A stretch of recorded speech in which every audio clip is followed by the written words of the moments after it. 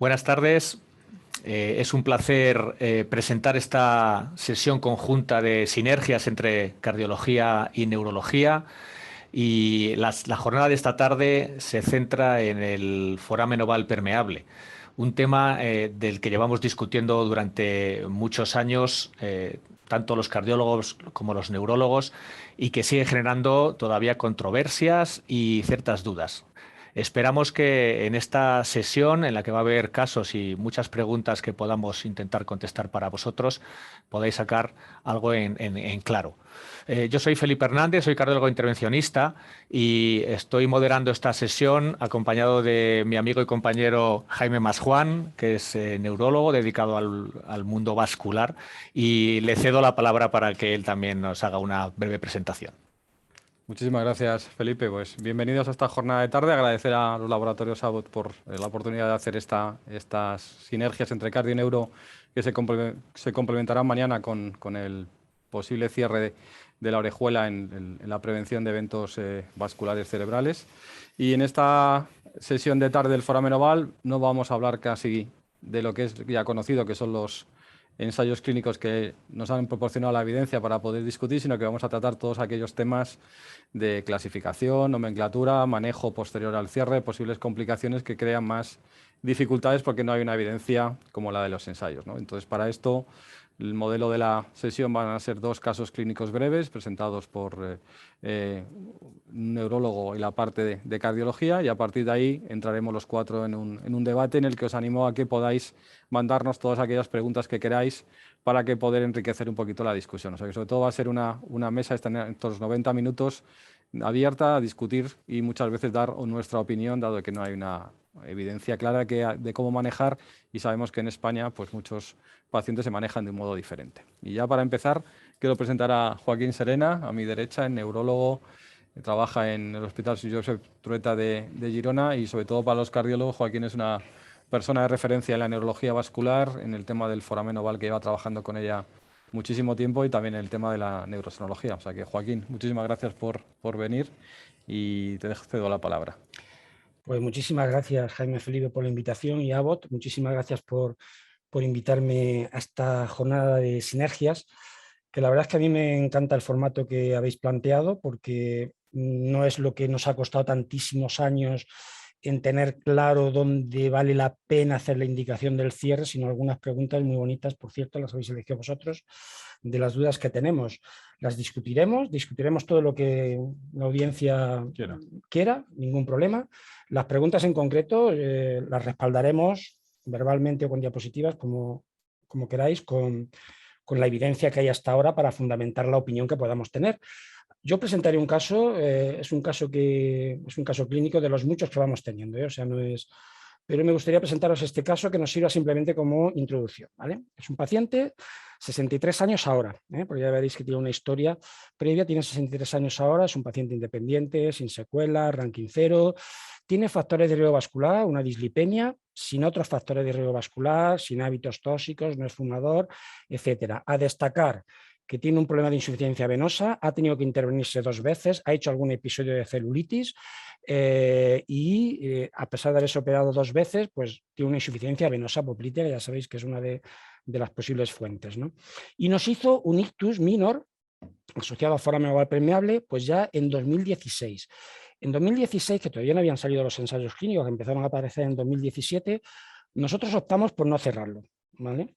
La clínica fue de infarto, ahora lo veréis. Bueno, la clínica duró de hecho menos de 24 horas, pero hizo una pequeña lesión que ahora la veremos. No tiene otros antecedentes de interés en aquel momento y está con simvastatina y con Adiro de 100. Por cierto, la dislipemia muy bien controlada.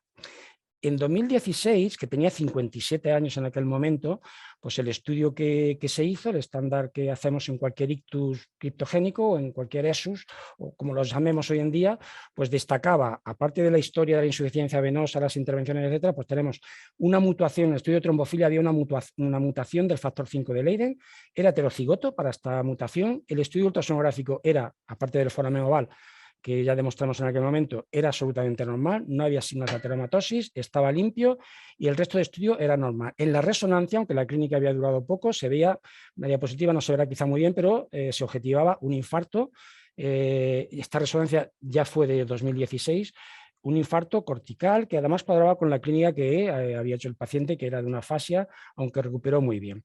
Ya en 2016 objetivamos que tenía un shunt, era un shunt importante.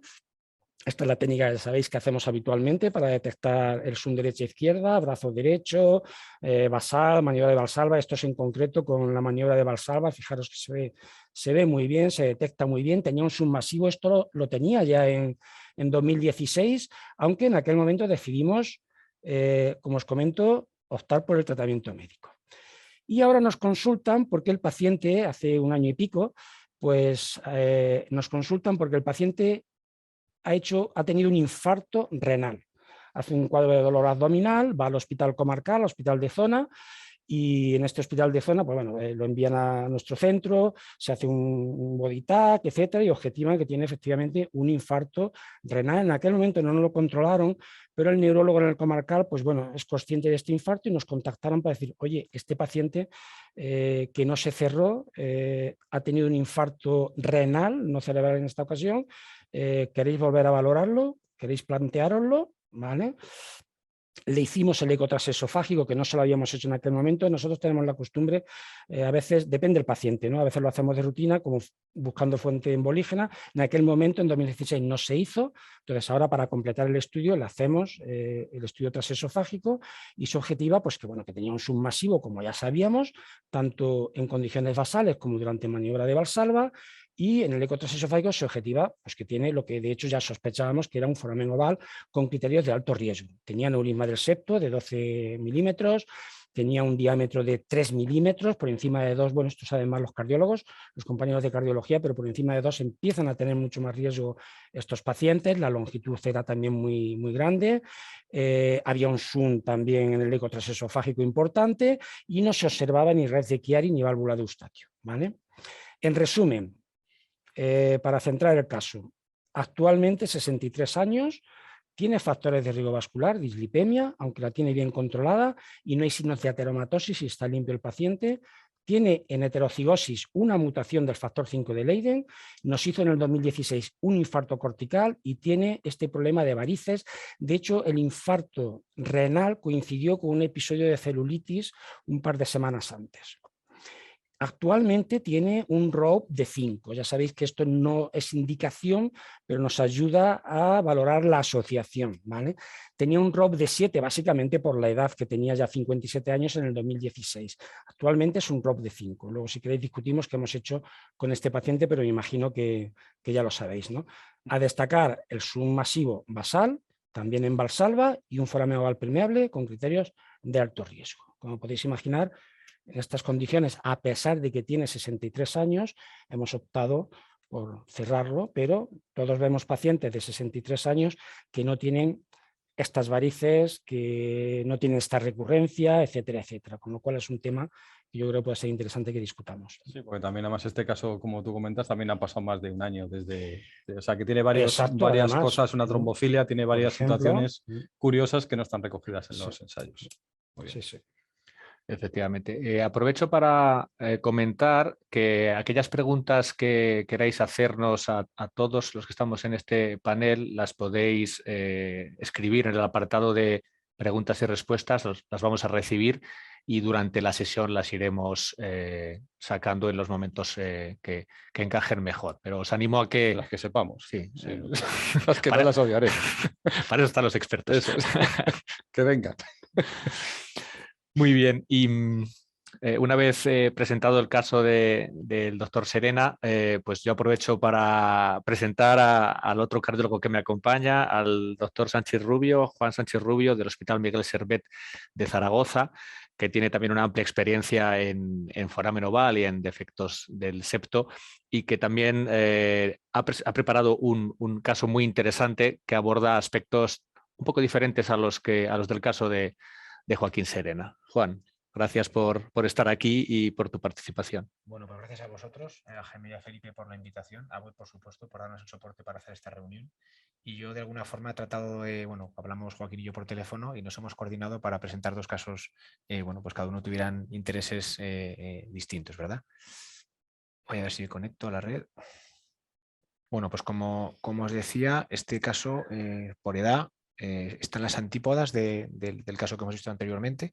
Se trata de una mujer joven de 29 años, como antecedentes médicos, pues tenía un hipotiroidismo en tratamiento sustitutivo, había tenido una gestación previa que terminó en un aborto espontáneo y tenía una trombofilia en forma de mutación heterocigota del factor 5 no Leiden y también una mutación heterocigota del factor 13 y además un déficit leve de antitrombina 3.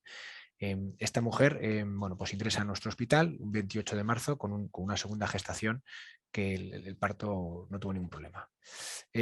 Respecto a su trombofilia y durante el embarazo, esta mujer había recibido inicialmente tratamiento con enoxaparina 40 miligramos cada 24 horas, pero en la semana 13 de gestación y a raíz de una visita al hospital por cefalea, pues es reevaluada por hematología y consideran que por la trombofilia que tiene y por la antitrombina, que el déficit es muy leve y como no tenía antecedentes personales ni familiares de trombóticos, pues no hacía falta ningún fármaco antitrombótico y se suspende la heparina de bajo peso molecular desde la semana 13. Y el cuarto día posparto, ya en su domicilio, el 1 de abril, la paciente, pues sobre las 9 de la noche, sufre una clínica brusca de paresia, hipoestesia en el brazo izquierdo, disartria y un facial izquierdo.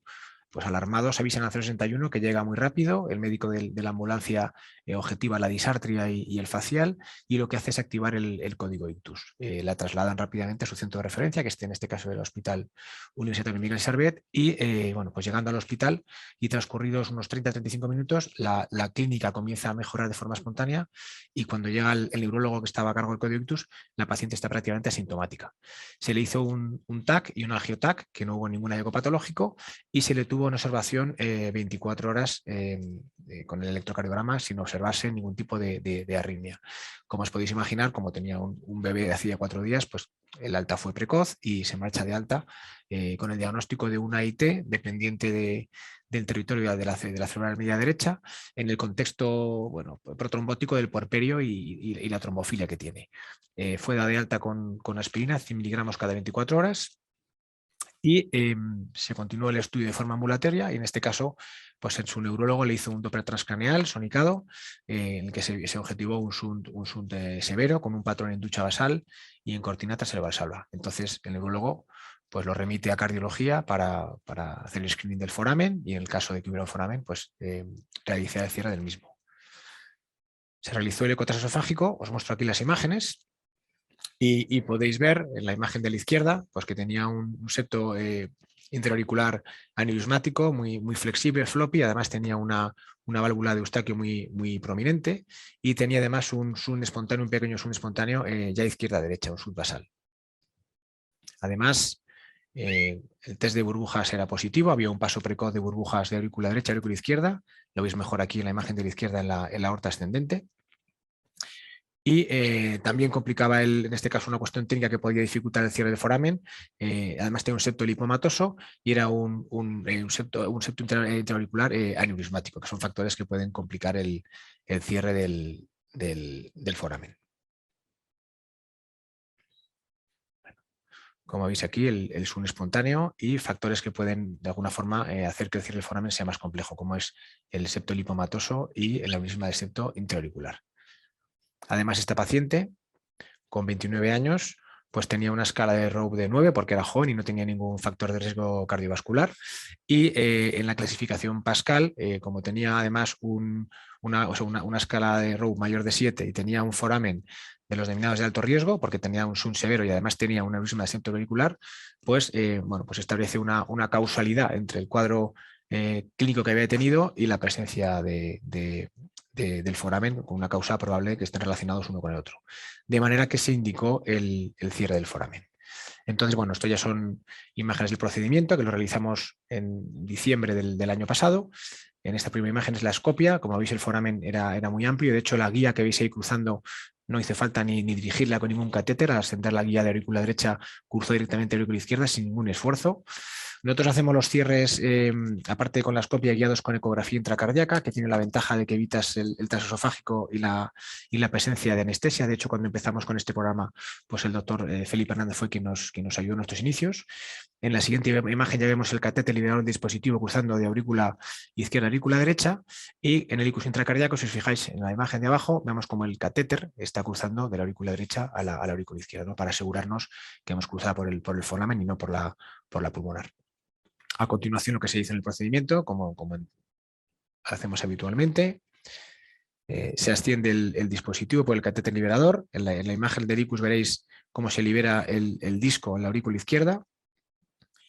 Una vez que liberamos el disco en la aurícula izquierda, bueno, retiramos el conjunto del catéter y el disco hasta que notamos que estamos apoyados en el septo interauricular y liberamos el disco de la aurícula derecha. Y después, bueno, pues se realizan las maniobras de seguridad, que consisten básicamente en estirar un poquito y empujar el dispositivo para asegurarnos que está firmemente anclado al septo interauricular, y en ese momento ya se puede liberar, ¿de acuerdo? Y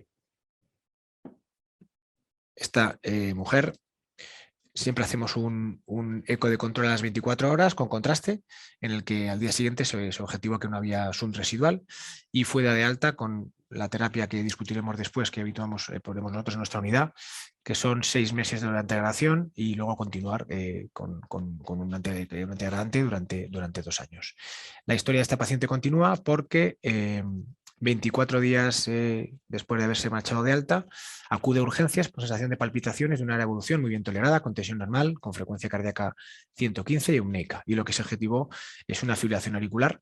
Se le administró betabloqueante por controlar la frecuencia cardíaca, y cuando se estaba pensando si hacer una cardioversión eléctrica o farmacológica, lo cierto es que la paciente automáticamente, de forma espontánea, pasó a ritmo sinusal, lo que, bueno, dará pie, si queréis, a la discusión, a plantear varias de las cuestiones que se apuntaban en el programa, ¿no? Respecto al tratamiento, el qué hacer con la fibrilación auricular, en fin, lo podemos ahora debatir.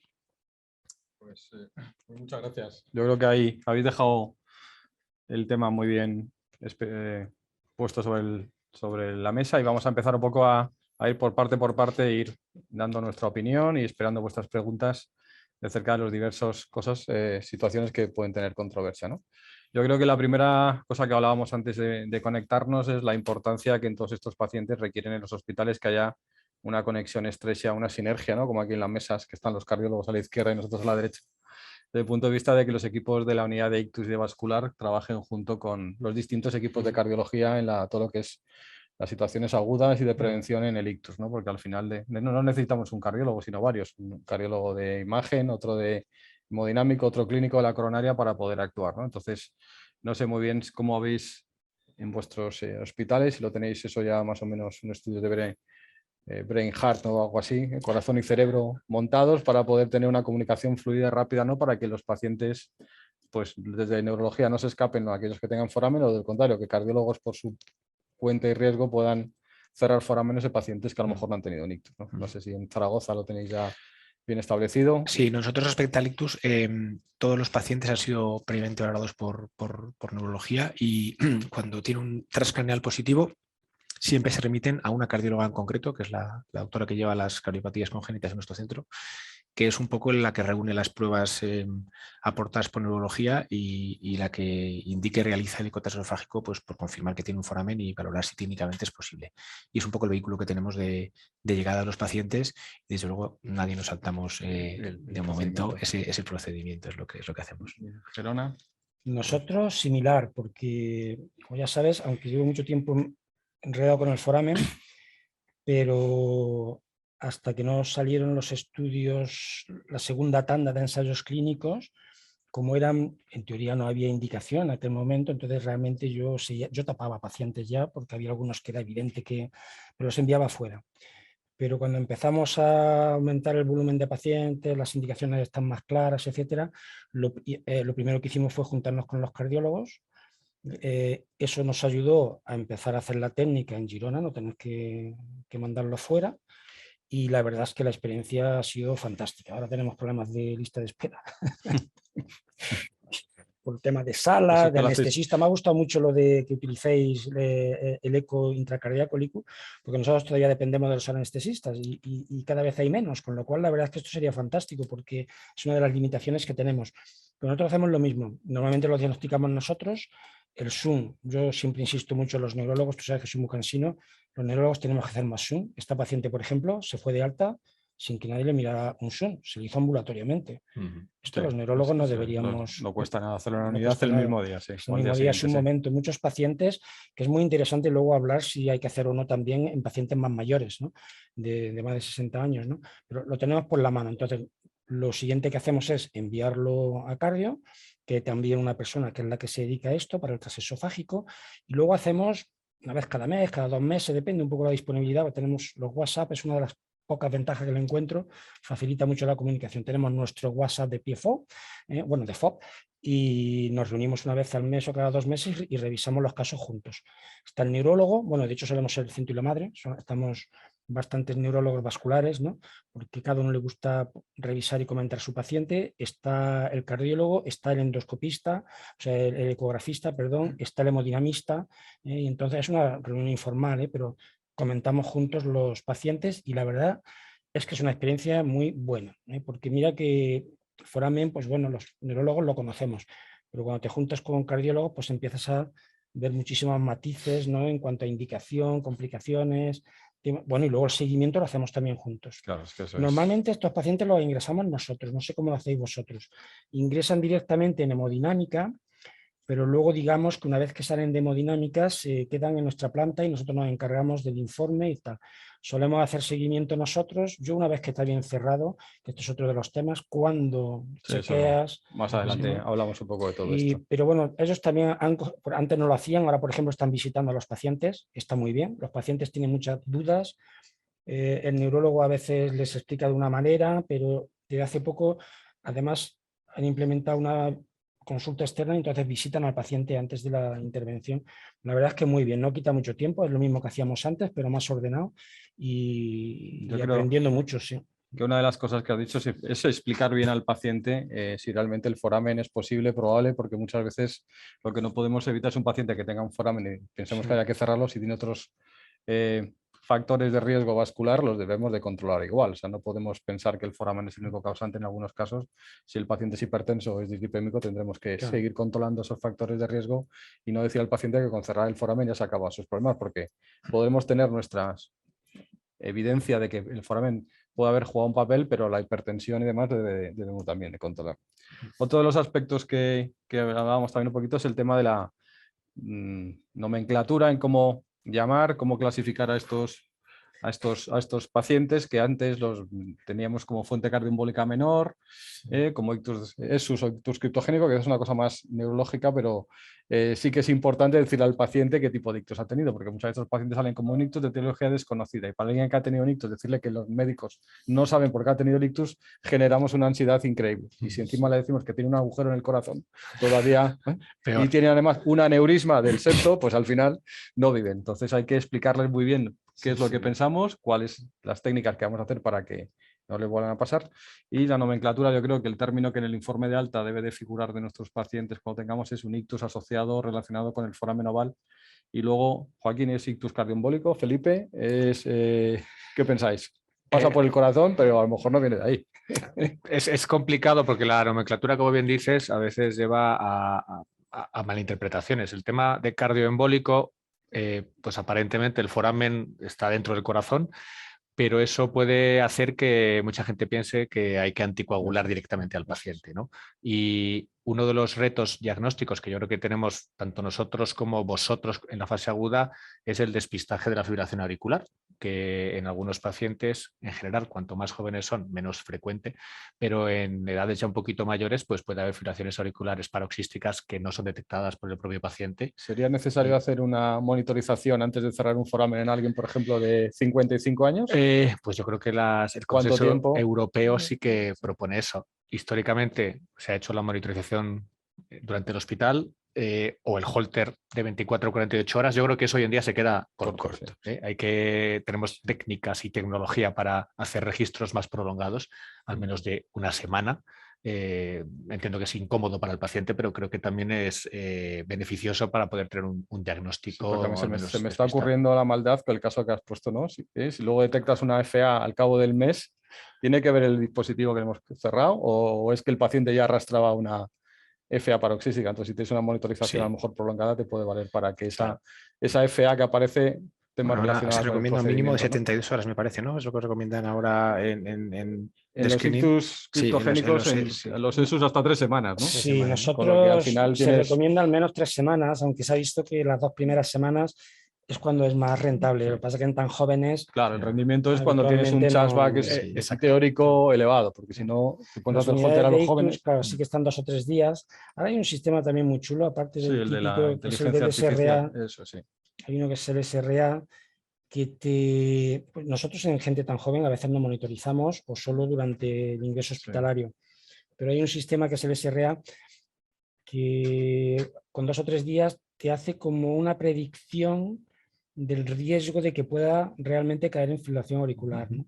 Claro, si realmente tienes bueno, ya sabemos que la fibrilación auricular es uno de los factores que se implica. Sí, pero en alguien de 29 años. Sí, yo creo que yo en este caso lo que pasa es que creo que no es causa de FA, sino consecuencia probablemente del dispositivo. Claro, eso es la típica de los cierres. Porque sí que está claro, vamos, metaanálisis y ensayos diseñados para eso, que es verdad que cuando implantamos un dispositivo en el septo intraauricular, pues hay una irritación del septo y parece que en los primeros 30-45 días la incidencia de FAs es mayor que en el grupo tratado médicamente, pero también parece que son autolimitadas, que suelen ser paroxísticas y que parece que no se relacionan con nuevos ACV. ¿Y qué hacemos con ella entonces? Porque muchos de los detractores del cierre del foramen es el tema de la FA y nadie sabe. Pues yo tenía aquí una diapositiva. Yo no había tenido ningún paciente hasta hace poco que vi uno.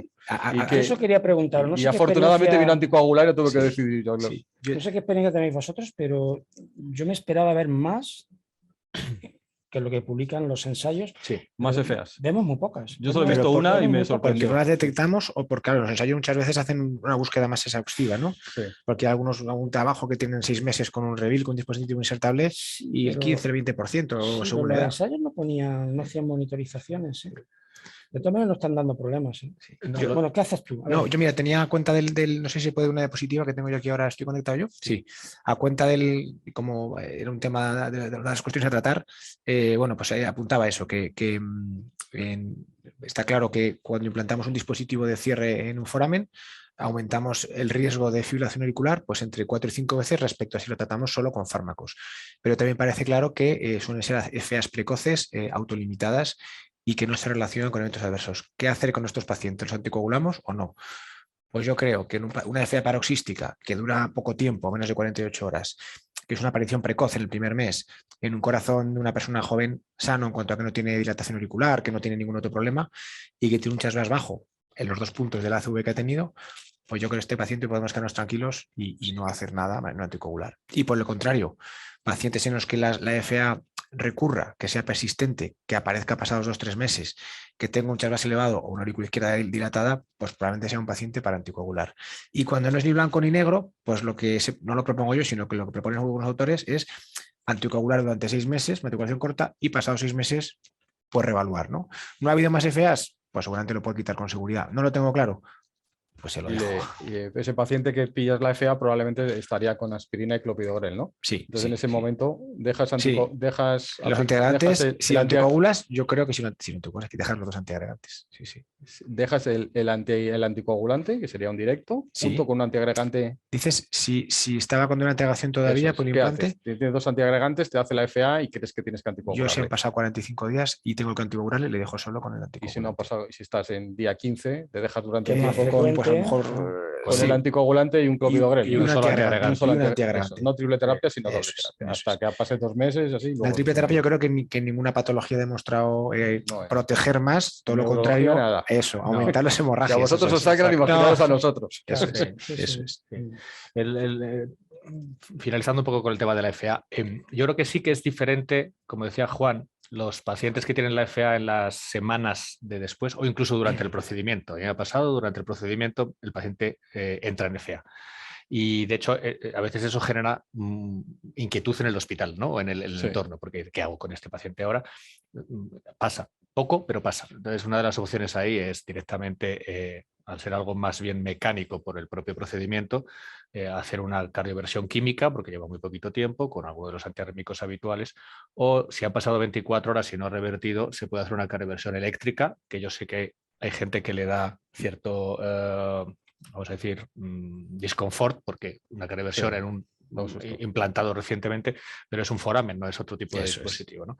Son muy poco frecuentes. Es cierto que muchos pacientes sí que las notan, porque suelen ser jóvenes. La FA que no se nota en general es la del paciente mayor, etc. Entonces suelen venir o van a urgencias o van a su médico de cabecera y sí consultan. Y creo que lo bueno de eso es que se puede identificar rápido y muchas veces con medidas muy poco agresivas revierten, incluso con un beta bloqueante o espontáneamente. Espontáneamente, sí. El tema de la anticoagulación ahí, yo creo que, como decía bien Juan, es muy de sentido común. Es decir, si tienes un CHA2-VASc más alto porque es más mayor o tiene una auricular dilatada o ha hecho varios episodios recurrentes, pues ahí... ¿Te plantearías ponerle un holter insertable o una chaqueta? Pues... Si quieres que el paciente tiene un CHA2-VASc alto y a la hora de decidir si quitas la anticoagulación o no. Yo si es sintomática, si ha sido sintomático el primer... Otra cosa es que fue un hallazgo, que ella estaría más preocupada, ¿no? Que el paciente aparezca en el médico de cabecera, vaya a otra cosa y estás en FA, ¿no? Pero si el paciente, que suelen ser los jóvenes, las nota, yo me quedo tranquilo porque te va a avisar, lo ¿no? normal es que te avise. ¿Sí? Si tengo dudas, pues a lo mejor sí que sería rentable el ponerle un reveal. Sí, el tema del holter insertable es muy interesante. El mayor problema que tiene hoy día es el coste, ¿no? Bueno, al final luego tenemos los Apple Watch y demás, con lo que al final el paciente te puede no complicar la vida todavía más, ¿no? Sí, el Apple Watch o el Cardia, ahora eso, pero es como dice Juan, tiene que ser algo sintomático, porque si no es muy difícil. Es muy difícil. De todas formas, en un paciente candidato a cierre de FOB, raramente vas a tener un CHA2-VASc alto. En general... Bueno, vamos a meternos con este tema ya. Los pacientes mayores de 60 años pueden tener un CHA2-VASc. Claro, como ha entrado una pregunta relacionada con esta edad, ¿qué piensas acerca de los pacientes mayores, ¿no? De si tenemos que tratarlos o no. O por lo menos estudiarlo, ¿no? Estudiarlos yo creo que siempre, ¿no? O sea, estudiarlo, a todos, aunque tengan con más de 60 años. Ictus criptogénicos o que sean, ¿no? Sí, porque si hay otra causa clara. Claro, estudiarlos yo creo que estudiarlos a todos. Si encima te estás metiendo en edades de 60 años, cuidado, porque la probabilidad de que pueda ser una obstrucción oculta, etcétera, pues hay que hacer monitorización. Sí. Entonces yo creo que esto sí que hay que ser especialmente exquisito a la hora de decidir que realmente el foramen es la causa del ictus. Entonces... Pero tenemos los medios, ¿no? Muchas veces el paciente llega a la unidad de ictus, ya tiene un angiotac de la puerta, ya está hecho el estudio vascular, no hay ateromatosis, le haces las burbujas, como tú dices, ¿no? Le haces un ecodoppler para ver que realmente no hay ateromatosis, porque tú sabes que no es el primero de que no tiene ningún factor de riesgo hasta que empiezas a escarbar y ya tiene placas y tiene una serie de factores, etcétera, ¿no? Entonces, por ejemplo, estaba limpio, ¿no? Entonces, hay que estudiarlos a estos pacientes, evidentemente, con mucho cariño. Si ya tienes un submasivo en la unidad de ictus, ya puedes contactar con cardio para que el eco lo dirijan mucho hacia ahí, ¿no? Yo lo que sí que hago, por ejemplo, y antes lo hacía menos, antes muchas veces, si no era un paciente joven, a veces prefería no saber si tiene un foramen, porque me va a liar todavía más. Entonces, cuando el paciente era diabético o tenía hipertensión, yo muchas veces les digo, mira, si tienes un foramen, la mejor causa de ictus que puedes tener es un foramen, porque es el que menos riesgo tiene y además tenemos tratamiento, ¿no? Es el que menos riesgo tiene y responde muy bien. Pero en un paciente mayor hay que ser muy exquisito estudiándolo y creo que sí que vale la pena. Si tienes el típico criptogénico limpio, sin otros factores, etcétera, hay que hacerlo estudiar la parte morfológica del como foramen, mínimo, ¿no? Como causa, porque te puede dar el diagnóstico de cuál es la causa y sabes, y luego te puedes plantear o no el tema de si procede o no procede cierre. Aquí Ángel Ruiz nos hace una pregunta todavía un poco que todavía nos complica un poco más la situación, y si es un paciente mayor de 60 años en el que le veamos un FOB, si hacemos algún tipo de despistaje de neoplasia oculta con algún marcador, porque además porque a veces una de las causas de ictus idiopático es que tiene un cáncer de base y aparece, ¿no? Entonces, si además tiene un foramen oval, todavía la posibilidad de el cáncer es más frecuente que haya trombosis venosas ocultas que arteriales, ¿no? Entonces, de hecho, cuando hicimos aquel estudio hace muchos años en toda la población y tal, de aquel de codicia, uno de los hallazgos que teníamos era una incidencia muy alta de, como era un seguimiento a largo plazo, de neo oculta, que daba la luz. Yo no lo miro de rutina, personalmente. Nosotros tampoco, pero poco a poco. Pero sí que sería un tema para planteárselo, o bueno, al menos ver el paciente, tener en la mente que una de las causas de ictus criptogénico parece que solo es la FA, y hay otras causas exacto, si tienes un fumador, un tabaco, pues a lo mejor hay que mirárselo con cariño este aspecto, ¿no? Y luego es eso, por encima de 60 años, claro, la prevalencia de submasivo por encima de 60 años, pero si queréis luego podemos poner alguna diapositiva, pero la prevalencia de foramen oval por encima de 60 años es la misma o muy parecida a la que tienes en un paciente joven.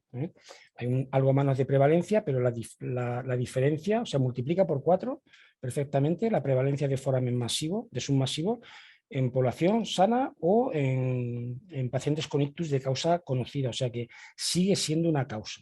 ¿Vale? Entonces creo que vale la pena investigarlo porque puedes tener el diagnóstico, ¿vale? La cuestión es cómo lo investigas, ¿no? ¿Investigas que buscas pulmón, próstata, colon? No, me refiero a investigar marcadores tumorales, probablemente un TAC-body no te puedes meter en más. Claro, me refiero a investigar que tiene un foramen, porque es que muchas veces no se mira. No, me refería al tema del cáncer. Pues yo ahí, que, si no como idea a mí me parece clínica, que está muy bien, pero claro, claro, sospecha clínica, si el paciente tiene anemia, caquexia, ya es más evidente, ¿no? Pero cuando es una cosa que está o hay un antecedente incipiente, pues o le haces, o sea, aparte de los marcadores, ¿no?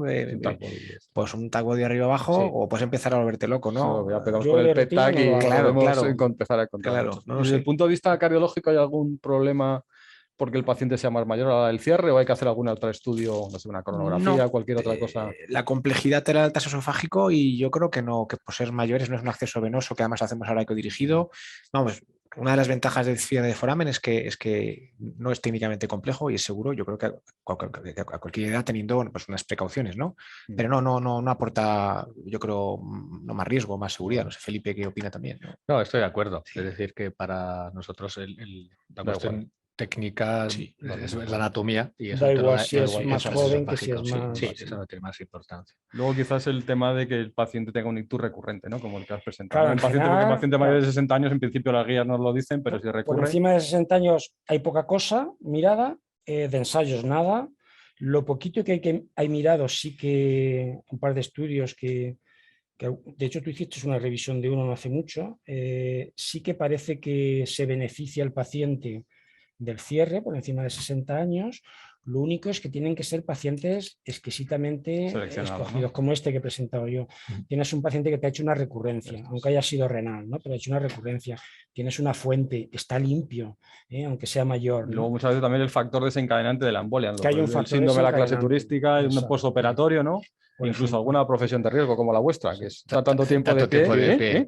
Pero yo creo que es un mensaje muy interesante porque parece que por los estudios y por los criterios de inclusión, que a partir de los 60 años ya no hay que cerrar ningún foramen. Y creo que lo que hablabais es interesante el hacer primero un despistaje de foramen en esas edades, cuando sobre todo no hay otros factores asociados y tal vez incluir los criterios anatómicos del transesofágico como factores de más riesgo, ¿no? Es decir, que a mí me parece personalmente que hay un nicho de pacientes de más edad que sí se pueden beneficiar claramente porque no encontramos ninguna otra causa, no solo la fibrilación auricular de un registro más prolongado, sino que haya teromatosis, otro tipo de... La gente con 60 años es muy joven, ¿verdad, Joaquín? Que no hay... Claro, yo creo que jovencísimos. Hombre, eso es... Jovencísimos, ¿eh? Pero bueno, es verdad que hay que ser cautos a la hora de indicarlo, pero sobre todo, que yo creo que es uno de los problemas que tenemos, es que no se descarta automáticamente. La edad media era de 45 años en los ensayos clínicos, menos el último, el Defense, que era un poquito más. Claro, era el diseño que interesaba en ese momento, porque sabemos que vas a conseguir más eficacia en gente joven, querían demostrar, son resus más puros, son criptogénicos más puros, es más probable que sea causal, etcétera, etcétera, etcétera, ¿no?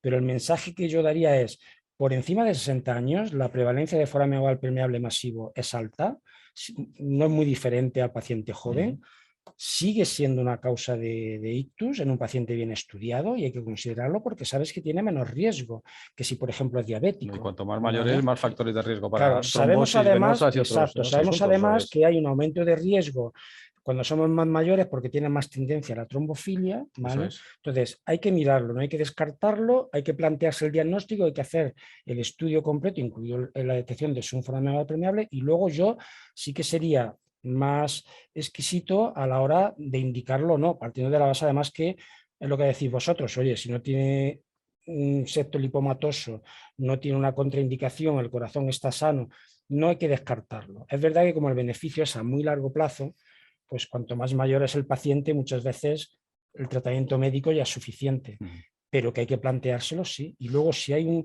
en general lo que se suele aceptar es que haya recurrencia o que haya Y en desencadenante. ese caso, ¿cómo utilizas la ROPE? Porque ahí te pone la ROPE que hay que quitar un punto si hay un ictus previo. Yo creo que ese punto la ROPE es un te sale error. baja siempre. Pero si encima tiene una recurrencia y dices, como tiene un ictus previo, te quita un punto. Yo creo que ahí ese punto... De hecho, el caso clínico que he puesto, lo he puesto de B porque la ROPE es de 5. Sí, es de 5. Pero claro, está diseñada, o sea, la ROPE está hecha con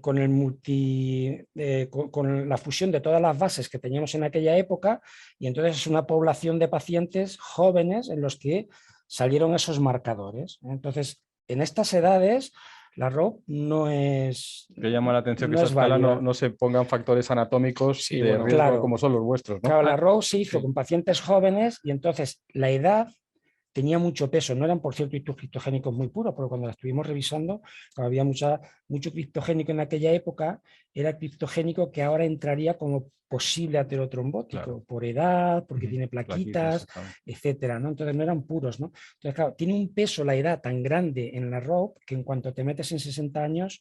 Sí, es una escala un poco a considerar, no marca la decisión. Claro, yo final. sería práctico decir, oye, tengo las carótidas limpias, tengo un corazón que esté bien, que esté sano, que no tenga una aurícula dilatada, que no tenga una valvopatía, que no tenga otra serie de cosas.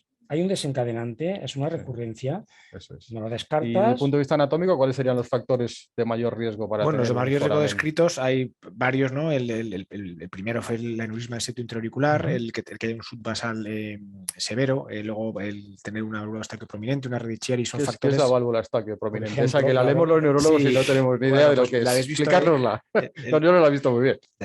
¿La queréis que la enseñemos? Sí, que es lo más, sí, búscala y yo lo voy ¿no? explicando. Sí. La válvula de Eustaquio es un remanente embrionario que está en la desembocadura de la cava inferior, en la aurícula derecha, y que a veces es pues realmente entra mucho en la aurícula derecha y bambolea y oscila ahí. Entonces, lo que se ha visto es, no con la misma intensidad que el aneurisma del tabique, pero que el tener esa válvula de Eustaquio ahí puede favorecer o predisponer. ¿Por qué? Porque redirige el flujo de la cava inferior hacia el tabique interauricular, y cualquier pequeño trombo que pueda venir de cava inferior puede pasar más fácilmente a través del foramen si hay un foramen oval permeable. El caso que ha presentado Juan tiene una válvula Eustaquio que se ve muy bien. Ahí se me supone que flujos que vinieran, ¿no?, desde la cava inferior, pequeños trombitos, pues los dirige y se ve muy bien. Además, ¿cómo lo dirigiría hacia la zona del foramen, ¿no?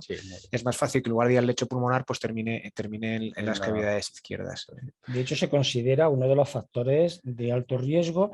No salen los ensayos clínicos porque no lo miraban de rutina o no lo registraban, pero por ejemplo con los cardiólogos, en nuestro caso, si tiene Chiari o tiene válvula de Eustaquio, es una de las cosas que más peso le damos en pacientes que tienen dudas, porque es que te dirigen el jet Esta es directo al foramen. Una parte muy importante de implicar a los cardiólogos de imagen, que antes simplemente les pedías el trasesofágico para ver si tenía foramen o no. Y yo creo que es muy bueno implicarles en el sentido de qué es lo que nos interesa. En el informe te pongan ¿Qué queréis? Yo suelo decir, ¿qué quieres que mire? Digo, no, el FOB, si el FOB ya sé que lo tiene porque le has hecho un Doppler. Quiero que me mires anatómicamente si hay aneurisma, si hay válvula de Eustaquio Redechiari, la longitud del túnel y la separación de las dos hojas en ese paciente, ¿no? Porque también no hay una escala, al menos que yo sepa, con un nombre como el ROPE o el Pascal, pero sí ya hay alguna escala, el grupo japonés, analizando este tipo de rasgos anatómicos, que son los que se determina que son de alto riesgo y que pueden incluso ayudar a tomar la decisión en pacientes límite, ¿no? Cuando no lo tenemos del todo claro, pues es que además tiene válvula de Eustaquio y un túnel largo. Esos son datos anatómicos de mayor riesgo. Hay una pregunta de Antonio Medina desde Canarias relacionada un poco con los aspectos anatómicos.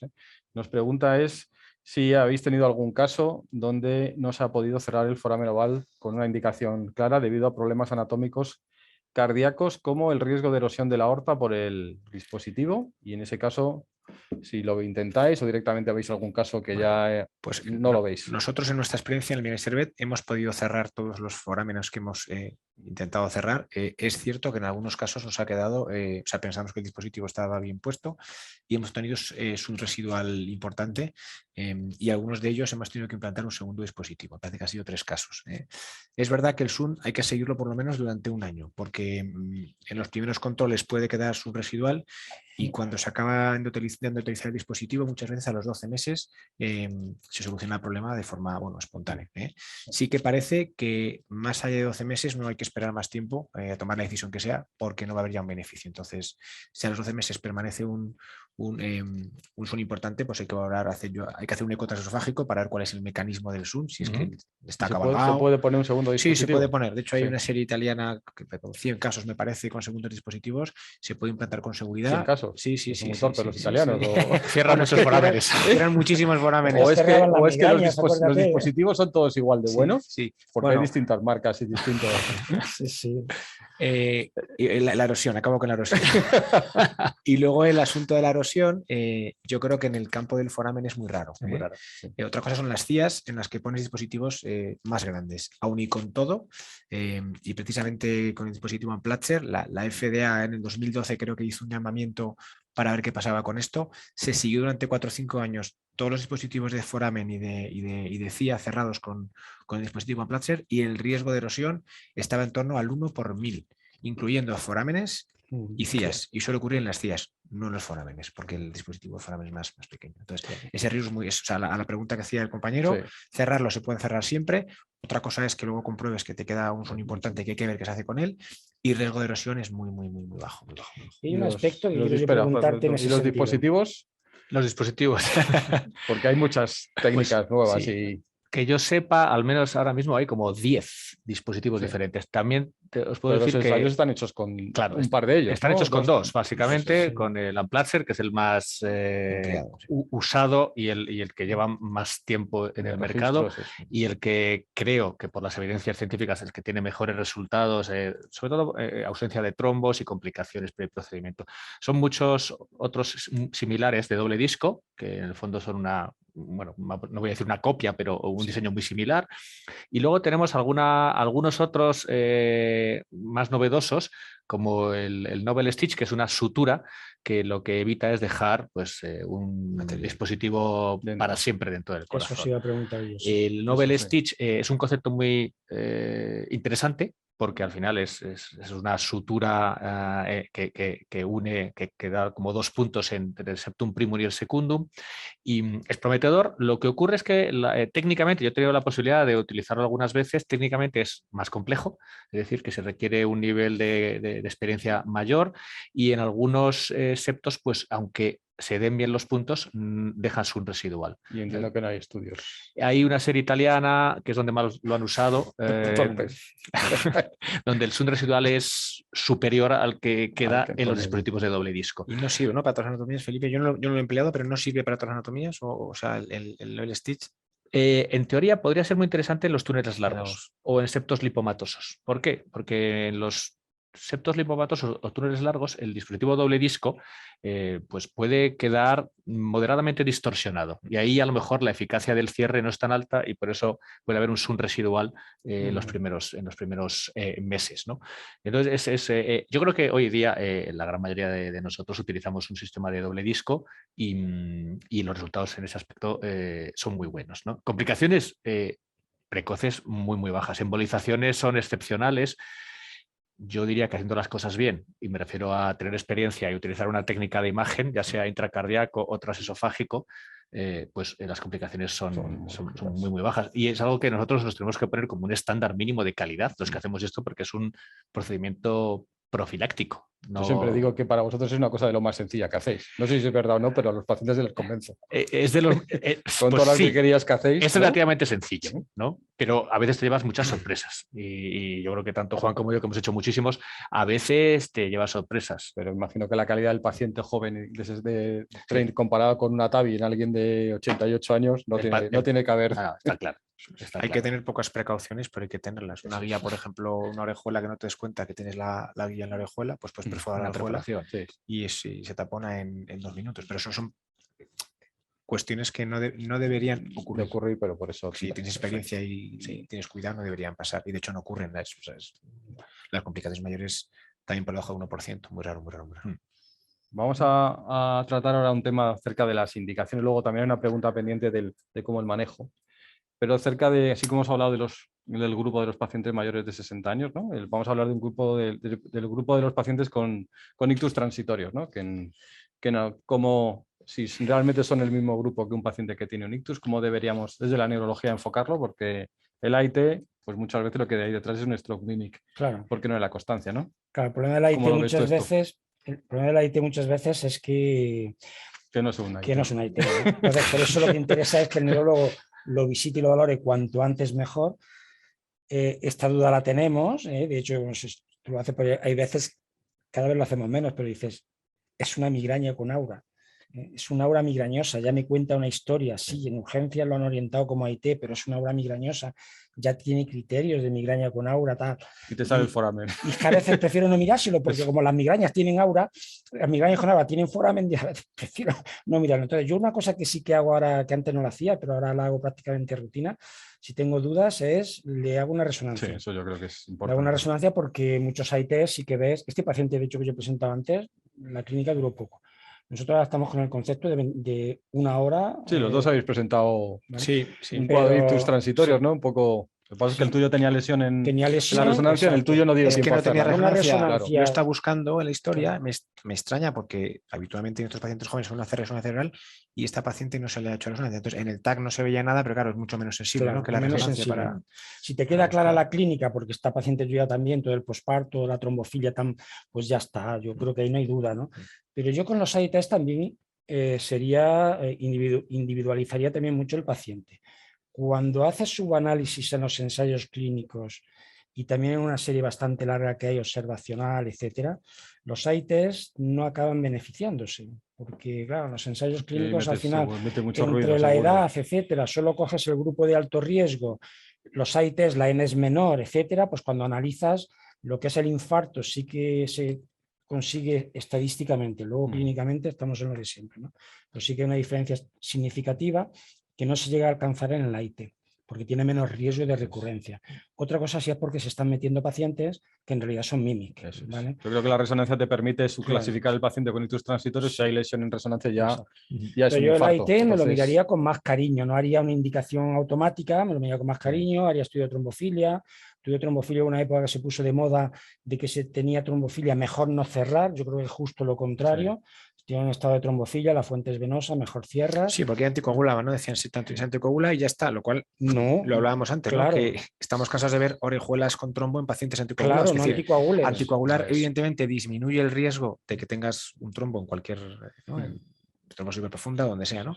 Pero no lo evita. Entonces, a mí quizás en la trombofilia que me daría más miedo cerrarlo es en el síndrome, en el antifosfolípido. Tengo que poner algo intravascular en un antifosfolípido, esos que algunos de estos son tremendamente agresivos. A ver, cuando comparas cierre, ahí ya puedes individualizar. Cuando comparas cierre con anticoagulación, la eficacia es similar.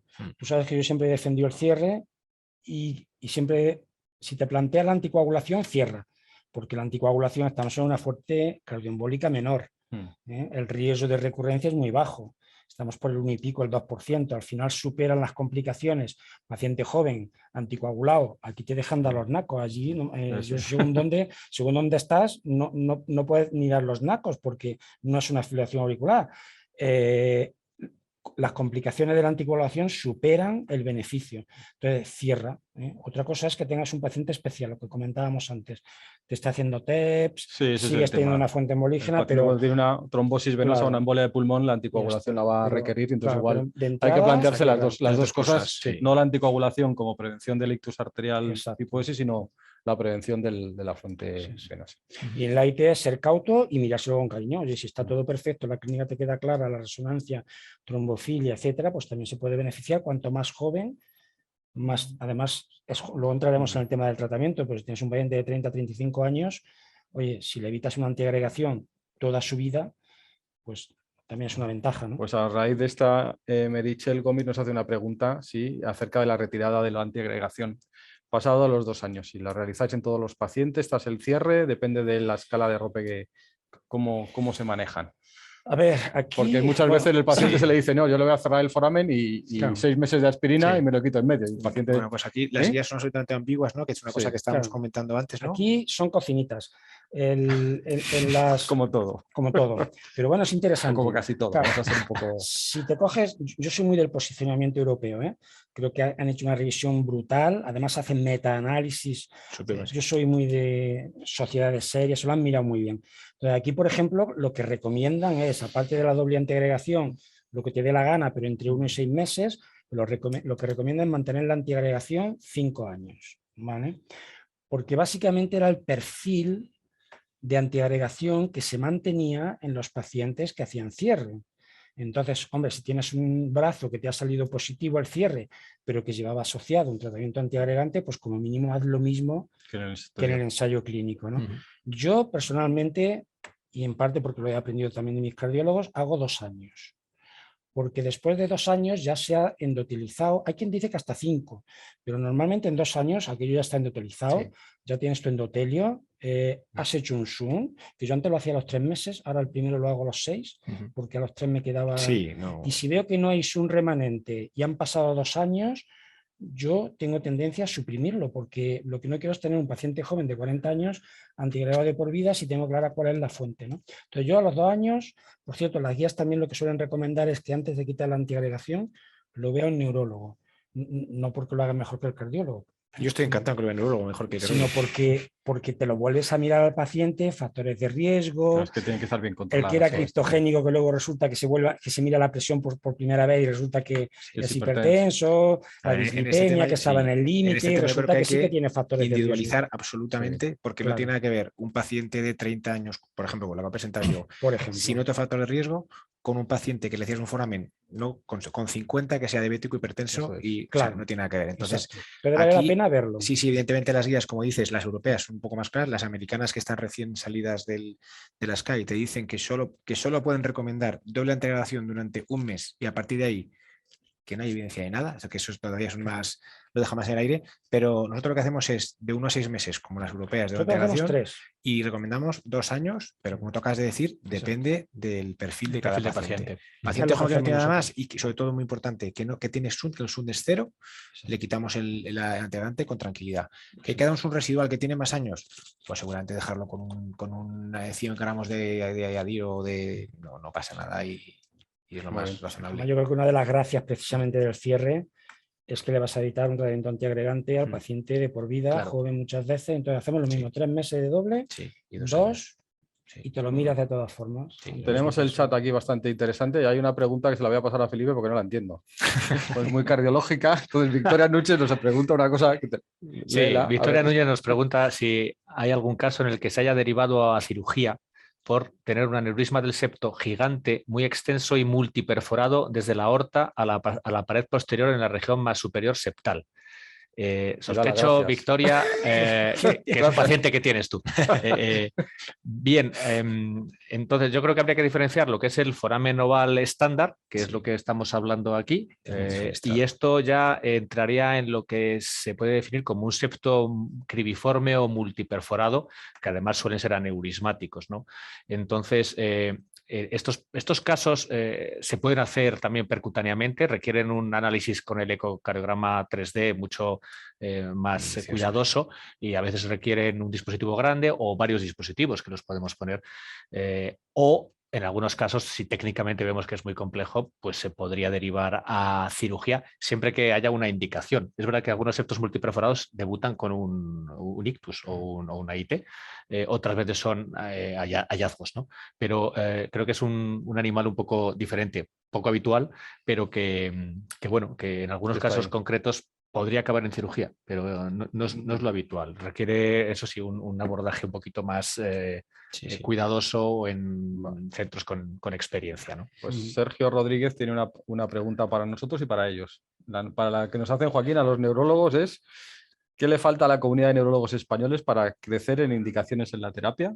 Y si tenemos dudas en cuanto a la eficacia y seguridad y creéis que faltan más ensayos clínicos. Quizás esa pregunta tendría que ser para los neurólogos que no estamos aquí, ¿no? Claro. Es que pero yo, bueno.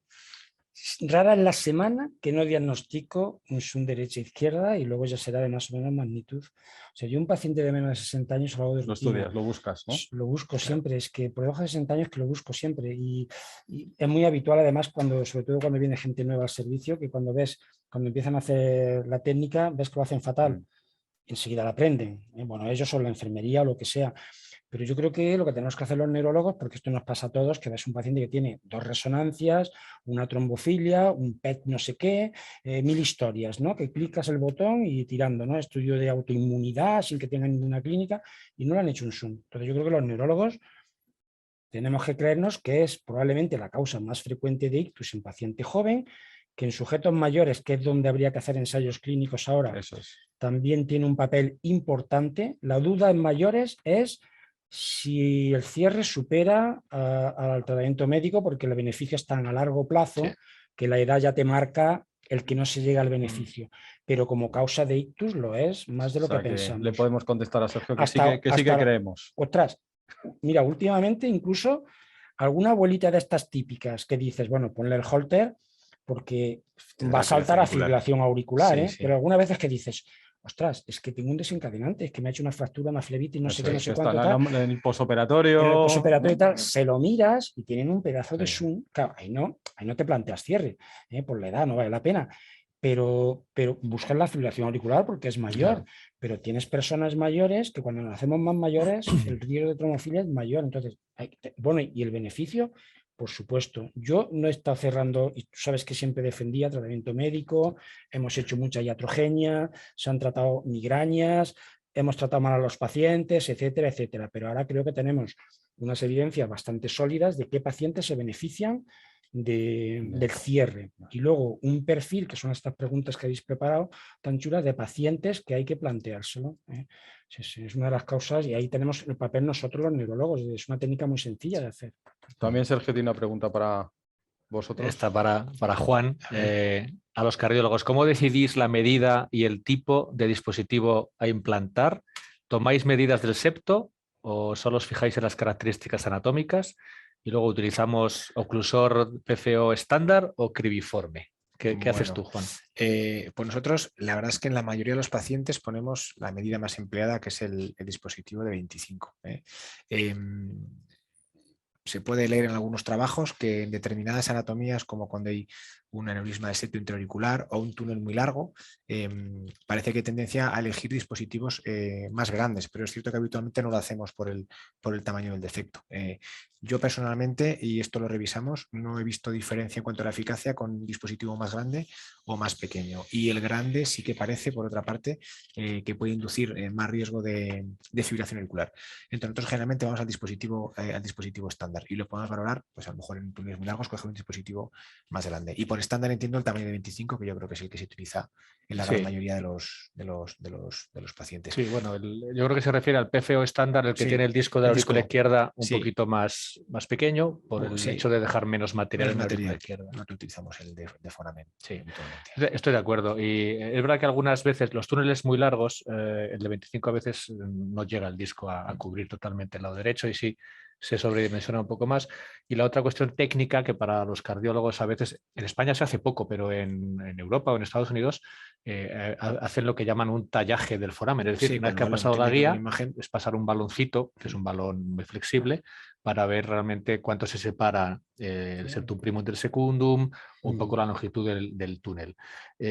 Yo no soy muy forofo de esa técnica, la he hecho rara vez. Porque además a veces puedes incluso sobredilatarlo, ¿no? O sea, no, porque tú al final lo que quieres con los discos es atrapar el septum primum y el septum secundum, aunque eso sea muy flexible y tú lo puedas separar mucho, no quiere decir que no lo puedas cerrar con un dispositivo estándar. Yo a cuenta de la complejidad más de la elección del tamaño del dispositivo, sí que creo que probablemente nosotros no lo hacemos. A lo mejor los foramenes muy complejos con los que tienen el túnel muy largo o con un septum muy lipomatoso, sí que sería conveniente cerrarlo con una técnica de imagen que tengas Doppler color, ¿no? Con la corfetos, en lugar de con el contracardíaco, que te falta esa información, ¿no? Y en esos casos en los que puedes tener duda, que si el dispositivo no queda perfectamente bien implantado, pues tienes más riesgo de Shunt residual. Entonces yo creo que en esos casos complejos sí que a lo mejor merece la pena guiarlo con una técnica que es más incómoda por la necesidad de anestesia y de la sonda en la garganta, pero en esos casos quizás sí que sea conveniente, ¿no? el hacerlo. Un tema que también puede surgir es, una vez que el paciente le damos de alta de la unidad, ¿cuándo debemos de hacer cerrar el foramen? ¿Con qué tiempo? ¿Inmediatamente? ¿Enseguida? Yo diría, Tenemos que buscar la FA hasta que nos aburramos, hay que asustarle al porque tener en cuenta que el paciente se va con el diagnóstico de que tiene un agujero en el corazón y el aneurisma ese, ¿sí? Y se va con Adiro y se va absolutamente asustado. La pregunta es cuál deben ser los tiempos o cuáles son nuestros tiempos. Las dos cosas. Esa pregunta. No, primero determinar si realmente tendríamos paciente por encima de 50 años y le vamos a hacer una monitorización de 3 semanas, pues habría que preparar las cosas para al menos, ¿no? Otra cosa es el que no, el joven, ¿no? Claro. Entonces, se debería de, si el paciente se ha recuperado bien del ictus, ha sido un ictus transitorio o un ictus minor, ¿se le podría cerrar incluso en el ingreso? Si lo tienes muy claro y no tienes otras pruebas pendientes, yo creo que se podría hacer, porque al final la intervención es simple y el posoperatorio son 24 horas. A veces es la logística de cada centro, lo que dices tú, ¿no? La monitorización del Holter o el transesofágico tiene días de retraso u otras cosas que dan pendientes.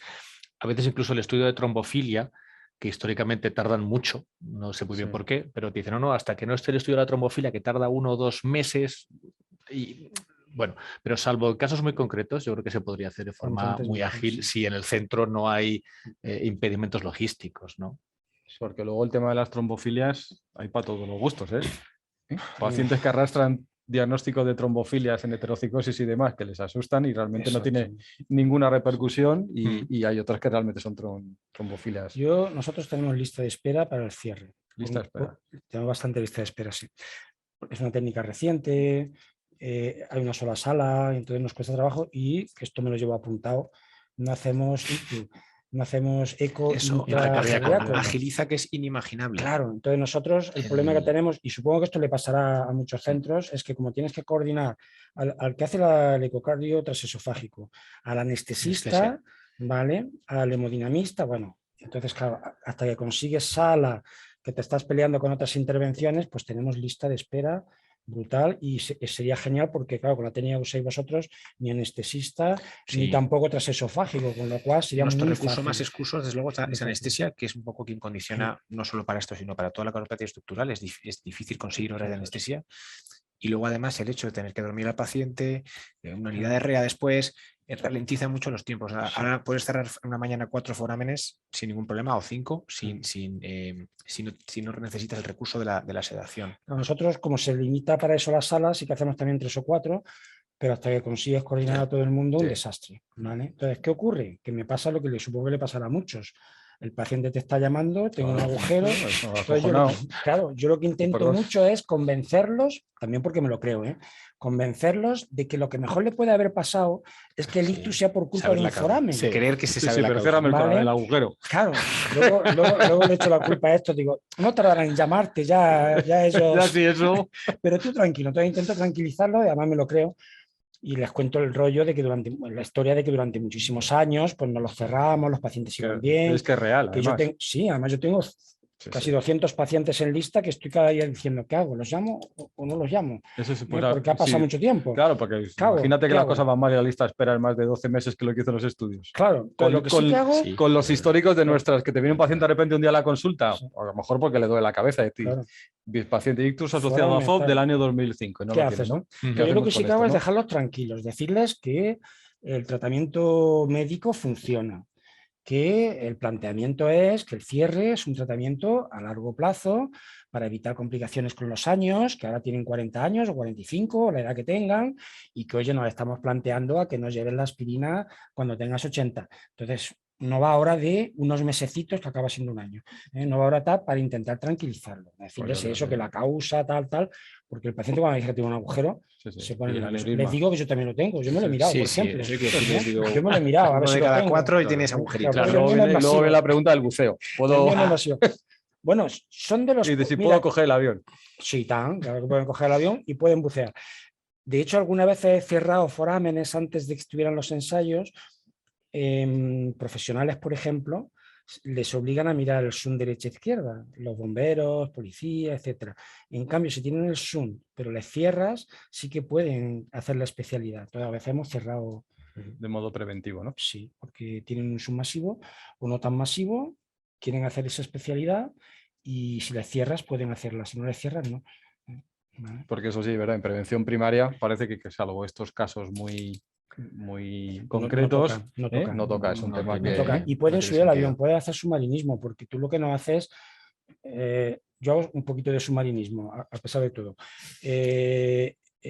Tú lo que no haces es una embolia gaseosa por poco que respetes los límites, los tal. Entonces, no vas. El ictus asociado al foramen lo haces porque estás sentado viendo la televisión comiendo hamburguesas. Es el reposo lo que provoca el ictus a través de la embolia paradójica, entre otras causas, ¿no? Pero el ejercicio no. Sí. Entonces no hay riesgo. Nosotros el Ramón de Cajal es, como decía mi jefe, es el hospital con el área más grande porque es todo el mundo, porque aterriza todo el mundo en Madrid. Claro. Entonces tenemos muchos vuelos transoceánicos, claro. Y muchas de las, pero 2 o 3 años al año, pacientes al año vienen del aeropuerto generalmente con su síndrome de la clase turística, claro, que muchas veces viene asociada a la embolia de pulmón y otras veces viene solo con el ictus. Pero que el problema no es el vuelo, le hubiera pasado igual o peor en un autobús. Igual, no solamente es el auto, sino que es el... Yo, por ejemplo, esto sí que se lo digo. Oye, sobre todo, cuando te montes en los aviones, que te meten en un rollo de que esté usted hidratado, levántese, cada vez hay menos hazlo, levántese. Bueno, ahora como vas a ir de pie en aviones, pues ya está, pues igual te mueves un poco, ¿no? Aquí Juan Gabriel os da recuerdos y nos pregunta si estos dos hemodinamistas de prestigio, ¿qué tamaño de dispositivo utilizáis para el cierre? Si es un FOP estándar, si es para un FOP con aneurismo, hombre versus mujer, si es superficie corporal o tamaño del túnel. Yo más o menos lo que has comentado antes, que habitualmente utilizamos el estándar, el de 25, y en algunos casos, pues un túnel muy largo, podemos coger uno más largo, pero yo habitualmente la verdad es que a eso no le presto demasiada atención, porque es verdad que con el estándar suelen quedar, no sé, Felipe. Aprovechando esta pregunta, aunque no es exactamente lo que él dice, me viene a la mente el tema de las alergias, que es muy raro, pero si lo buscáis, entonces muchos de estos dispositivos, como son de nitinol, por la memoria, pues parece que pacientes que pueden tener alergia a níquel podrían tener a lo mejor un cierto rechazo. Hay algunos dispositivos que van a un recubrimiento. A mí no me ha pasado nunca. Sí, yo ese tema lo revisé y parece ser, bueno, la clínica es muy cefalea, o sea, es una clínica muy inespecífica y difícil de... muy difícil de demostrar la asociación, y sí que había algún estudio que había un poquito que aumentaba el níquel en plasma un poco, pero vamos, y en cualquier caso parece que al año incluso los pacientes con sospecha de alergia al níquel que pueden hacer migrañas o cefaleas, parece que se resuelve de forma... Cuando se recubre. Claro. En general lo preguntamos, es decir, que le preguntas porque hay personas que pueden tener alergia a 1000 cosas, pero salvo que sea una alergia, si es el níquel en bisutería o una alergia cutánea, en general no vamos, en mi experiencia, yo creo, leí hace años un explante que hubo que hacer en un país, pero pues yo mandaría un mensaje de tranquilidad en el sentido de que la alergia a estos dispositivos, pues como con los stents coronarios, no hay una alergia real. Yo esto lo he comentado verbalmente con alergólogos y me dicen que aunque tengas alergia cutánea, que eso no quiere decir que tú tengas en el endotelio arterial ese tipo de reacción al metal, ¿no? Claro. En fin, que es verdad que es muy infrecuente, ¿no? Muy raro. Ángel, un caso espantado, un caso con cirugía, algún caso. Ángel Ruiz hace una pregunta acerca del ictus pediátrico, la experiencia que podemos tener, ¿no? Y cuenta una experiencia en un niño con 6 años que al final terminó siendo una migraña hemipléjica, ¿no? Yo creo que primero para plantearte si ya en niños todavía tienes que tener la evidencia de que haya sido realmente un infarto, y para eso yo creo que necesitamos una resonancia positiva, ¿no? Porque el diagnóstico diferencial del ictus pediátrico en los niños, tanto para la trombectomía o trombolisis, es muy diferente porque las causas son distintas. Se llama el riesgo de ictus en los nenes, no tienen todavía ese estado de trombofilia. Sí. Yo ahí sería súper cauto. Yo tuve una niña con 14 años que sí que se lo cerramos, porque era un infarto cerebeloso grande, con un zoom muy grande, y ya era una niña grande. Pero tiene que ser excepcional, ¿verdad? Es muy raro. En Madrid el número de ictus pediátricos que pueda haber, pues no debe ser menos de 10. Y que se haga un diagnóstico. Otra cosa son ictus y luego hay que buscar causas muy frecuentes, malformaciones, trombofilias de verdad, ¿no? Cosas así. Al final tienes un desencadenante, una asociación clara y tal. Pero si no hay una lesión en resonancia que te diga que realmente ha sido un ictus. Yo mi experiencia es ninguna, yo no recuerdo haber cerrado ningún pediátrico. No. 20 y tantos años, gente joven, sí, pero... Sí, yo creo que lo más, esto te voy a tener yo por creo debajo de 16, 13 o 14, pero medía un 80, o sea que... Sí. Bueno, eso desde el punto de vista anatómico de los dispositivos, Luisa no tuvo ningún problema en encontrar el que... Igual. No, como han preguntado varias veces lo del dimensionado, es cierto que en las comunicaciones intrauriculares sí que es muy importante, pues eso, según el defecto del dispositivo, la morfología, ver los bordes, se elige más, es obligatorio seleccionar un tamaño u otro. Pero en el foramen yo creo que el estándar es el que más se emplea, ¿no? Y en general es lo habitual. Sí, sí. ¿Quieres preguntar algo? ¿Qué? ¿Vosotros? Una pregunta que tenía yo aquí apuntada, un poco más dirigida tal vez a vosotros, aunque también hay algo. Hablamos del rope, los cardiólogos tal vez somos un poco escépticos, ¿no? Con esta clasificación. Ahora está el Pascal, que también es otra nueva clasificación. ¿Creéis que realmente esto ayuda a tomar decisiones, refuerza o todo lo contrario? ¿El rope puede ser una herramienta para echar para atrás que ciertos pacientes se vayan al cierre? Ver, yo soy parte interesada, con lo cual tengo un sesgo, pero yo sí que lo utilizo. Sí. Lo que pasa es que lo que se insiste siempre mucho es que no es para indicarlo, Ajá. Es para que te ayude a empezar a pensar en a valorar la asociación de que el foramen sea la causa. ¿Vale? Entonces yo, por ejemplo, este paciente que hemos cerrado tenía un rope de 5, ¿vale? Pero la causa era muy clara. Pero por la edad, ¿no? Seguramente ese paciente... Por la edad, por la edad penaliza muchísimo. Porque no tiene factores de riesgo, tiene un infarto cortical, solo le penaliza la edad en este caso. Entonces, el rope lo que sí que se insiste siempre, y de hecho el diseño, los propios autores, no es para sentar la indicación del cierre, ¿vale?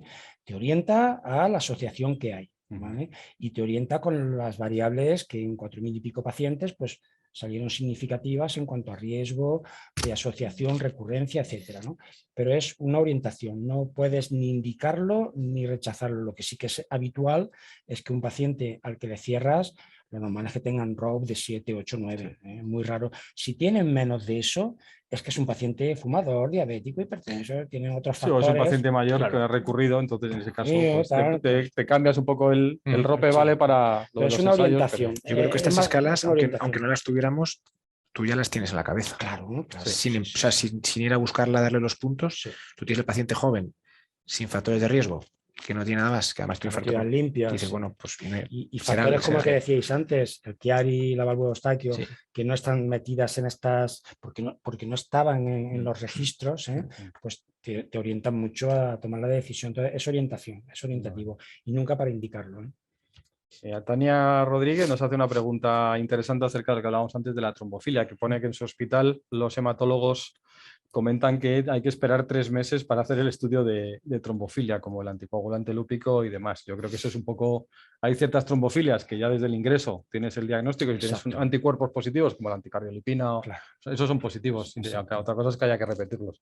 Y luego hay las pruebas genéticas positivas, no cambia, solo te cambia la fase aguda y la inflamación del ictus, ¿de acuerdo? Pero esto es una costumbre que se arrastra de hace años. Y al final... Y yo no espero ahora hacer el estudio de trombofilia. Yo tampoco. Sí. Te haces un primer screening, si hay algo que te sale dudoso o positivo, entonces sí lo confirmas y en ese caso sí que puedes entonces a lo mejor demorar la indicación del cierre, pero si no sale nada... Las mutaciones, ¿qué es lo que suele salir? Eso ¿no? Es que lo que hablábamos, esto no cambia. Lo que hablábamos un poco antes, es decir, puede que a lo mejor ese paciente necesite anticoagulación durante un tiempo, pero eso no quita para que le cierres el foramen y evites cualquier otro. En esos casos, por ejemplo, yo con más razón les hago el estudio de trombofilia, porque mientras están anticoagulados, ahí sí que te artefactúa el resultado del estudio de trombofilia. Entonces yo ahí sí que se lo hago, porque si me sale normal, pues ya está. Si me sale algo positivo, pues a lo mejor se lo vuelvo a repetir, pero nosotros no esperamos 3 meses. Rara vez tenemos dudas. Tenemos otra pregunta que va enfocada al diagnóstico del FOB. ¿Qué técnica usaríais? ¿Un test de burbujas o un Doppler transcraneal? Es cardiólogo, Andrea. Las dos cosas. Yo creo que es cardiólogo. Las dos cosas, ¿no? Sí. Me parece que el Doppler transcraneal es más sensible. ¿no? El Doppler transcraneal va con burbujas. Sí, siempre sonicado, sí. Sí, yo creo que habla del test de burbujas con el eco transtorácico. La técnica... O sea, la más sensible es el Doppler transcraneal. Está súper demostrado. Sí. Es el Doppler transcraneal. Yo estoy de acuerdo. Hay estudios. Claro, ¿qué pasa? Que los primeros estudios que se hicieron en los primeros años que ya empezamos a pelearnos de que no, que el Doppler, es porque se hacían muchas veces al mismo tiempo el eco transesofágico y el Doppler transcraneal. Entonces tenías el problema del eco transesofágico, que el paciente colabora mal, claro, está sedado, etcétera, etcétera. Entonces ahora incluso en el posicionamiento creo que era, pero bueno, ya en algunas guías, pero en el posicionamiento creo que ya te lo ponen, sí, te pone el como técnica lugar de elección. Sí, sí. En el diagnóstico, luego hay que completarlo siempre con el estudio ecográfico. Son complementarios. Tanto como diagnóstico de la causa, que lo mismo no es el foramen, como para valorar adecuadamente el foramen. Pero como técnica de screening, la ideal es... Pero yo te diría que si un paciente neurológico en la unidad de ictus tiene sospechas que el foramen, tiene que ir a ecocardiografía, ya sabiendo si tiene unas burbujas positivas o negativas, porque ya vas a orientar al cardiólogo, y si le has cogido una vía, no se la quites, déjale que le hagan el transtorácico con la vía, porque si no al final... Nosotros, luego está el tema de la técnica, todo este rollo que no vamos a entrar hoy, ¿no? Pero luego otra cosa, por ejemplo, que hemos aprendido mucho, ¿no? Antes nosotros, eco, ¿no? Y te venía eco transesofágico, el foramen oval con zoom derecha e izquierda. Ahora, con el grupo de trabajo, ya no sé si el informe. Ellos ya saben que tiene el zoom. Claro, eso te digo. De hecho, cuando es una fístula pulmonar y tal, pues ahí sí que te puede ayudar. Pero ¿tú has visto alguna fístula de esas con shunt? Yo no he visto nunca. Aquí tengo un vídeo, de hecho. Luego si queréis os lo enseño. No se parecen en nada. O sea, el shunt de una fístula pulmonar al shunt de un foramen oval no se parecen en nada. Eso con el intracraneal. O sea, con el intracraneal ya podéis... Porque aparte que es más tarde, ¿no? Luego si quieres te lo enseño. Tengo aquí un vídeo que, es que no se parecen en nada. En el ecocardiograma tiene que ser paso precon, ¿no? Entre 3 latidos, y si tarda más en llegar... El eco transesofágico que te dice, pues te dice, oye, ahora el informe ya saben que está el shunt. Lo que sí que te dicen es, pues, esta longitud, este diámetro, hay Chiari, hay válvula de Eustaquio, y con eso tú ya sabes que con la clínica y eso, si el paciente es o no es de cierre. Pero eso de cara a neurólogos es otro de los aspectos etiológicos. Cuidado que tenemos pacientes en el que lo que tienes es una fístula pulmonar. Lo ideal, como ha dicho Jaime, sería que los pacientes llegaran al eco con el transcraneal hecho, porque así ya sabe el cardiólogo si tiene shunt o no tiene shunt. Y eso en la unidad de ictus no cuesta más que las ganas que tenga el residente de hacerlo, porque tienes la enfermera ahí, tienes el carrito y eso. Te digo más, la CIA también tiene un patrón diferente al foramen oval. Tiene un patrón diferente cuando Otra cosa es cuando el shunt es pequeño, ¿no? Pasan 3 o 4 burbujas solamente en el transcraneal y entonces pues tienes un shunt ahí grado 1. A saber, ¿no? Pero como eso no tiene tampoco repercusión clínica, pues tanto te da, ¿eh?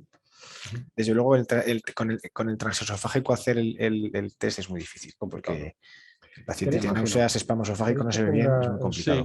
¿Lo tienes ahí o hay otra pregunta Os enseñamos un vídeo de lo que sería una fístula, un zoom a través de una fístula pulmonar, veréis que no se parece absolutamente en nada.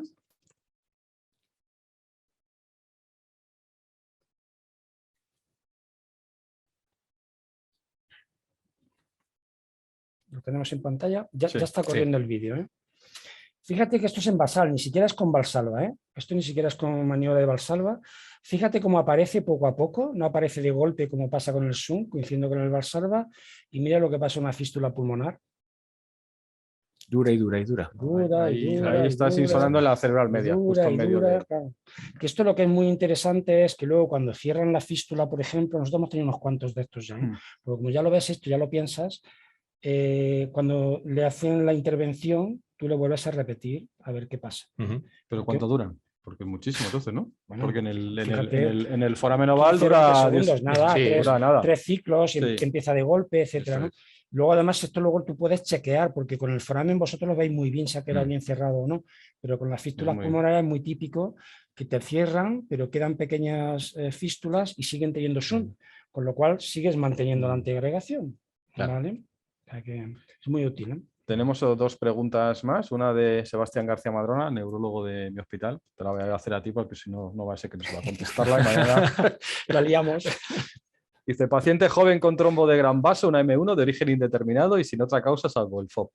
Dice, ¿cierre? ¿Es el FOB realmente causa del trombo de gran vaso? Yo haría el manejo de siempre. Si es joven, tienes un zoom masivo. Lo que pregunta es si puede haber un trombo de gran tamaño que pase el FOB. Sí.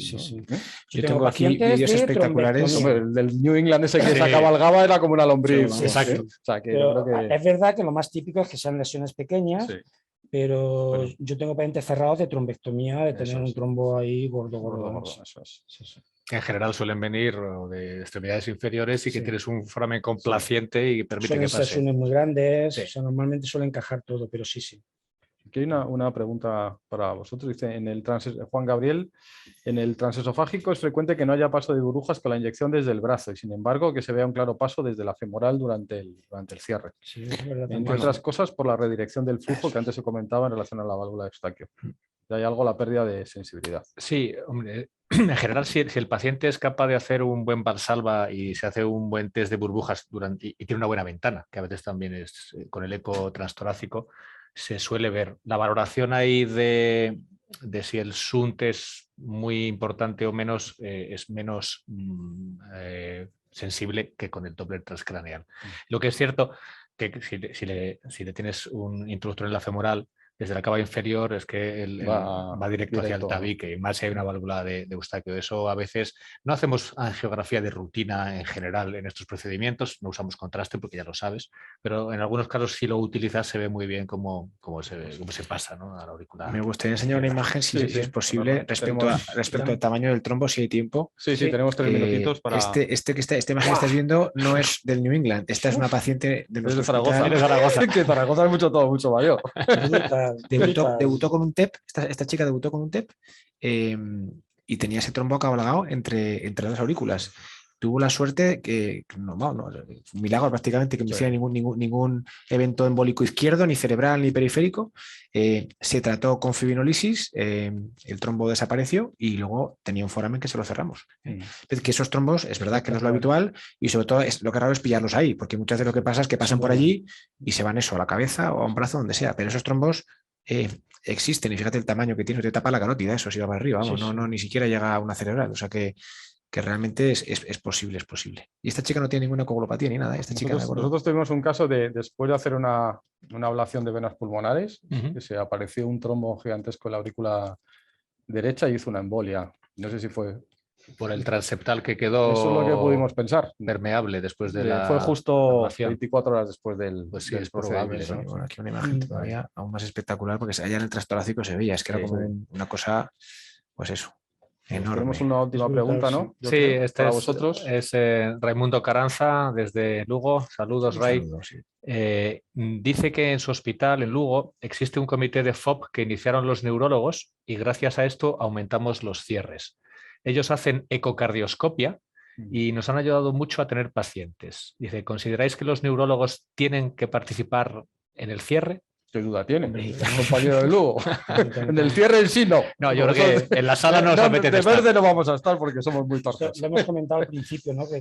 Pero tiene que yo tengo la experiencia del grupo de trabajo con ellos, con WhatsApp y luego una reunión periódica y o sea, yo he aprendido un montón. Y el flujo tiene que ser bidireccional. Y hay pacientes que os llegan a vosotros a cardiología de otros especialistas. Por ejemplo, yo creo que los primeros estudios, el Closure, el que te trae los primeros con seguimiento corto con unos pacientes mucho más mezclados, hicieron un poquito de daño porque quedó un poco la idea, pues eso, que año 2015, año 2016, ¿no? Sí. La idea de que era una terapia que no servía, que no era efectiva y quedó ese pozo y yo creo que eso está costando bastante...